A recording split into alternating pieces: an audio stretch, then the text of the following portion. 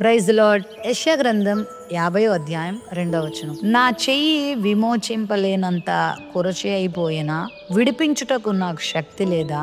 నా గద్దింపు చేత సముద్రమును ఎండబెట్టుదును, నదులను ఎడారిగా చేదును. మొదటి వచనంలో యెహోవా ఇలాగు సెలవిచ్చుచున్నాడు అనే మాట చూస్తాం. ఈ మాట పలుకుతుంది స్వయానా దేవుడే. నా చేతులు విమోచింపలేనంత కొరచగా ఉన్నాయనుకుంటున్నారా? విడిపించడానికి నాకు శక్తి లేదనుకుంటున్నారా? నా శక్తి గురించి చెప్పమంటారా? నేను గద్దిస్తే నదులు ఎడారిగా మారిపోతాయి. అంటే ఎడారులను నదులుగా చేయగలను, నదులను ఎడారులుగా చేయగలను. నేను ఏమైనా చేయగలను. లేనివి ఉన్నట్టుగా, ఉన్నవి లేనట్టుగా చేయగలిగిన వాడను.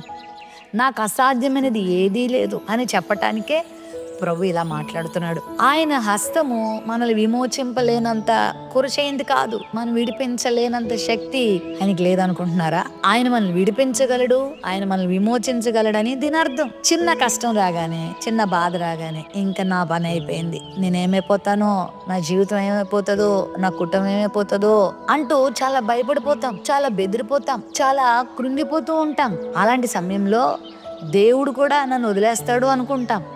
కానీ అలాంటి సందర్భంలో ప్రభు మాట్లాడుతున్నాడు, మీరు నన్ను ఆశ్రయిస్తే, నేను పిలిచినప్పుడు మీరు పలికితే, మీరు నాకు అందుబాటులో ఉంటే, మీరు నన్ను వెతికితే నేను మిమ్మల్ని రక్షించగలను. నేను గద్దిస్తే నదులు ఎండిపోతాయి, సముద్రాలు ఎండిపోతాయి. సముద్రముని ఎండగొట్టడం ఎవరి తరం చెప్పండి? మన ప్రభువుకున్న శక్తి ఎంత గొప్పదంటే, ఆకాశం మహాకాశాలు చేసిన దేవుడు కదా.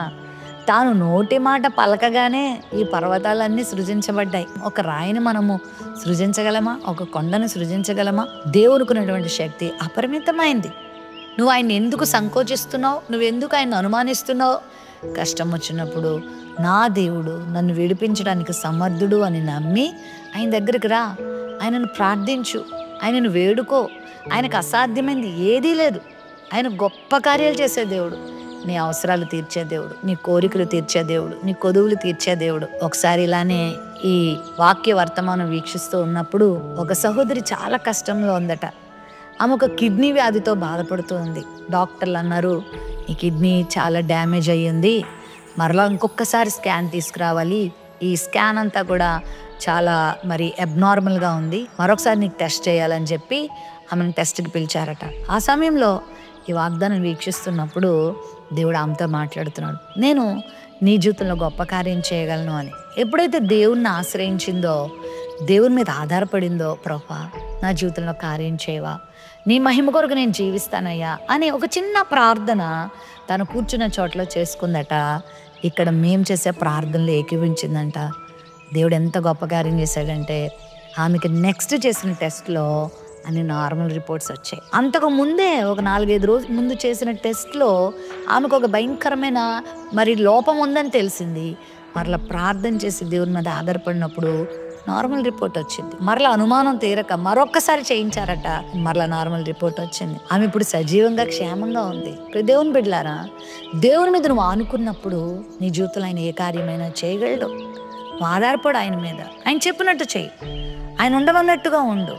నీ ఇష్టం వచ్చినట్లు జీవిస్తూ, పాపంలో జీవిస్తూ, దేవుడు వద్దన్న పనులు చేస్తూ, దేవా నన్ను క్షమించు దేవా, నన్ను స్వస్థపరచు దేవా అంటే దేవుడు వింటాడో లేదో నేను చెప్పలేను. కానీ నువ్వు దేవుని మాటకు లోబడితే నీ స్థితిని బాగు చేస్తాడు. నువ్వు ఉన్న దీన స్థితిలో నుండి నిన్ను సంపన్న స్థితిలోకి తీసుకెళ్దాం ఆయనకేం కష్టమైన పని ఏం కాదు. నీకున్న వ్యాధి నుండి స్వస్థపరచడం ఆయనకేం పెద్ద పని కాదు. నీకున్న బాధలు, సమస్యల నుంచి, నీకున్న కుటుంబ సమస్యల నుంచి బయటికి తీయటం దేవునికి ఏం పెద్ద పని కాదు.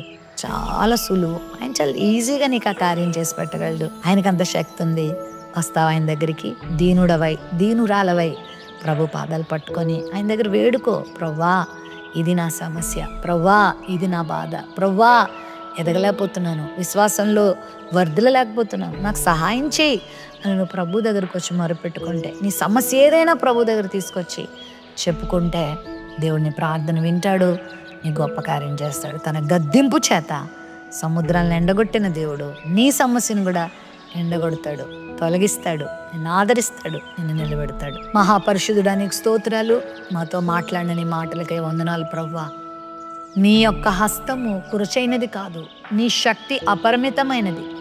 అయ్యా, నువ్వు ఈ సృష్టిని అంతటినీ మాట చేత కలుగజేసావు. కొన్నిసార్లు ఈ సృష్టిలో అయ్యా ప్రవ్వా, నువ్వు చేయాలనుకున్నవి నువ్వు చేస్తున్నావు ప్రవ్వా. అంత శక్తి నీకుంది ప్రవ్వా. ఇదిగో నీ బిడ్డల జీవితంలో ఉన్న సమస్యలను కూడా ఎండగొట్టి ఆరిపోయేలా చేసి తొలగింపజేసే సామర్థ్యం నీ దగ్గర ఉంది. కాబట్టి విశ్వాసంతో ఎవరు ఈ వాగ్దానాన్ని వీక్షిస్తున్నారో వాళ్ళ జీవితంలో గొప్ప కార్యాలు మీరు జరిగించి మహిమ పొందమని యేసు నామములో ప్రార్థిస్తున్నాను తండ్రి. ఆమెన్.